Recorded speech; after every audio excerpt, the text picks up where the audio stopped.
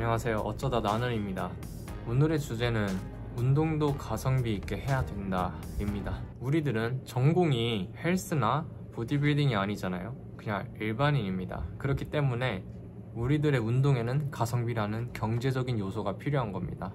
그에 대한 이야기를 시작해 볼게요. 우리는 꼭 헬스를 해야 되지만 그렇다고 헬창이 되어서는 안 됩니다. 왜 갑자기 헬창이 되지 말라고 하는 걸까요? 유튜브 쇼츠를 보든 인스타그램을 하든 엄청나게 몸 좋은 사람이 정말 대한민국 안에도 많이 있습니다.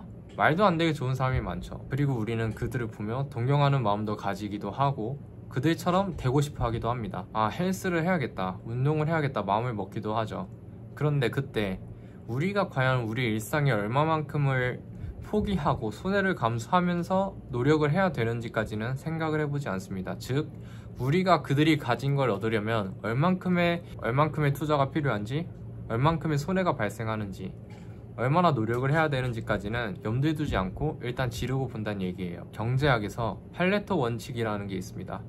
20%의 원인이 80%의 결과를 이끌어낸다는 말인데요. 이게 헬스에서도 적용이 된다고 합니다. 운동으로 치면 20%의 운동, 그게 80%의 결과를 나타낸다는 거죠. 20%의 노력으로 80%를 얻을 수 있지만 나머지 20%의 결과를 얻으려면 80%의 노력이 필요하다는 계산이 나옵니다. 선수와 우리의 차이점을 비교해보자면 선수는 그 20%를 위해서 80%의 노력을 더 하는 사람들이고, 우리는 선수가 아니기 때문에 80%의 결과만 가지고 그만두는 것이 가성비 있는 선택이 될 것입니다. 우리가 몸 좋은 사람을 봤을 때 우리 인생에서 좋은 몸이라는 요소를 추가시키고 싶은 것이지 우리 인생의 절반을 써서 좋은 몸이 되고 싶은 게 아니잖아요. 그렇기 때문에 우리는 어떻게 운동을 어느 정도까지 해야 하느냐, 그 적정선을 잘 파악하고 운동하는 게 정말 중요합니다. 8대2의 법칙에 따라서 우리가 100만큼 노력을 하고 50만큼 노력하고 노력을 안 하고 그에 따른 보상이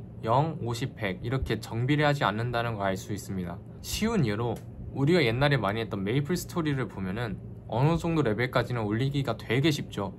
근데 그 이상부터는 레벨 1을 올리기 위해서 여태까지 해왔던 모든 경험치만큼이 또 필요한 경우가 있습니다.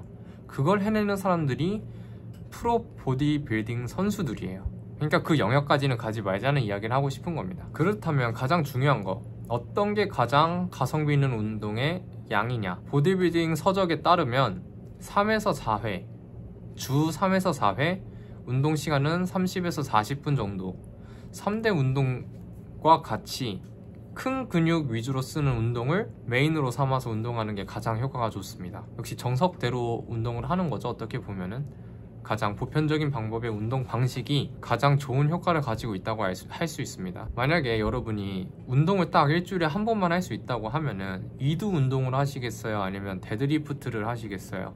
저라면 데드리프트를 선택할 것 같아요. 왜냐? 하체, 등, 이제 코어 근육 등 다양한 근육을 한 번에 쓸 수 있는 운동이지만 이두근 운동을 이렇게 따로 하게 되면은 고립 운동으로서 이제 이두근밖에 사용을 하지 않으니까 이제 효율성이 많이 떨어지는 부분이죠. 그 부분까지 챙기기에는 우리가 가진 시간적 자원이 너무나도 부족합니다. 제가 이런 말을 할 수 있는 거는 저도 운동을 좋아하는 사람으로서 헬스를 했을 때 정말 강박증까지 가져가면서 닭가슴살만 먹고 식단을 했던 적이 있었습니다. 그때 사진을 일단 보여드릴게요. 이때가 제 인생에 있어서 가장 몸무게가 많이 나갔다는 시절이고, 매일 4끼에서 5끼 정도 닭가슴살을 먹었고 운동을 거의 매일 했습니다. 그때 제 3대 중량은 380kg 정도까지 올라갔었고 체중은 66kg이었어요. 체지방이 이제 10% 초반대였고 이제 운동을 매일 했는데도 이제 결과가 그 정도가 나왔었죠. 그런데 지금은 주 1에서 3회 정도 운동을 합니다. 일이 바쁠 때는 운동을 일주일에 한 번밖에 못 할 때도 있고, 약간 시간이 있을 때는 한 일주일에 3번 정도 운동을 합니다. 운동 시간은 딱 30분에서 40분 그 사이예요. 그 몸을 보여드리겠습니다. 이 몸은 지금 말씀드린 대로 운동을 3회 정도 또 못했을 때, 그리고 30분에서 40분밖에 운동을 하지 않았을 때, 작은 부위에 2두나 3두는 따로 신경 쓰지도 않습니다. 그랬을 때의 몸이고, 게다가 지금의 저는 식단도 하나도 하고 있지 않아요. 그냥 요새 편의점에서 워낙 프로틴 쉐이크가 잘 나오기 때문에 그냥 2+1 하는 거를 행사 상품으로 사서 식후에 자유식으로 먹고 식후에 그냥 한 잔 정도 하는 수준입니다. 그러니까 먹는 걸로 스트레스도 전혀 받지 않고 대신 운동을 엄청 열심히 했을 때랑 크게 다르지 않은, 오히려 더 좋은 결과를 지금 가지고 있거든요. 제 생각에는 개인적으로 일반인이 추구해야 할 가치는 이만큼이라고 생각을 합니다. 이 이상은 과유불급일 수도 있다고 생각을 해요.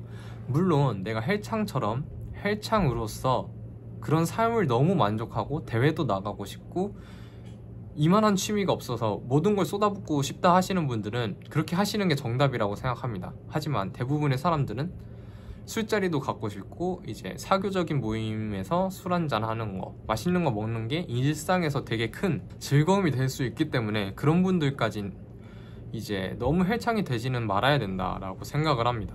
제가 헬창처럼 운동을 해보고 정말 편하게 지금처럼 관리를 해본 입장으로서 지금이 너무 좋아요. 결과는 비슷한데 들어가는 노력이 반의 반도 안 되니까 이렇게 좋은 방법이 없다고 생각을 합니다. 진짜 헬창처럼 이렇게 많은 시간을 투입해서 운동을 해서 얻는 가치보다 그 시간에 영화 보고 책 보고 다른 취미 활동도 하면서 이제 몸 관리도 할 수 있기 때문에 딱 적정선 같은 지금 순간이 일상생활에 지장을 전혀 갖지 않고 장점만 가져올 수 있는 딱 그 정도 수준입니다. 그렇기 때문에 우리의 전공이 아닌 헬스를 위해서 남은 여가 시간을 모두 쏟아붓지 마시고 정말 작은 시간으로도 얻을 걸 다 얻을 수 있다는 걸 알아주셨으면 좋겠는 마음에서 영상을 제작했습니다. 다른 분야도 마찬가지일 거예요. 학사, 석사, 그리고 박사까지 갈 때 박사는 이제 한 툴 차이로 조금 더 아느냐 마느냐 그 정도의 싸움이라고 합니다.